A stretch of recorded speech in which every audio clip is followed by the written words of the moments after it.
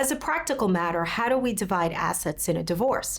Well, you can't really continue to share the house, or at least it's typically not advisable to continue to sell the house.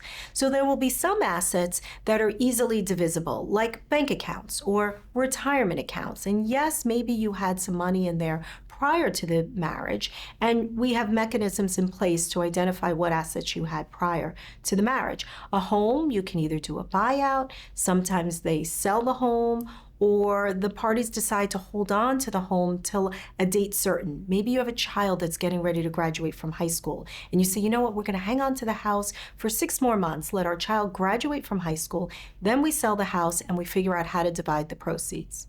So people ask, how do we identify the assets and what do we do in terms of dividing these assets? So in New Jersey, we have a form, it's called a case information statement. I like to tell my clients that, first of all, it's the most important form we're going to work on together. Second of all, the form is all encompassing. Think of it as a balance sheet for your family. Not only does it list all the assets, it lists all the liabilities, and it lists the family budget. What you say the budget was during the course of the marriage and what your budget's going to be either now because you're separated or what the budget is that you anticipate to experience once you're living in 2 separate homes. So that case information statement becomes the basis of our conversations of identifying which assets are marital, which assets may be separate property, and then we start to work on how we're going to divide those assets.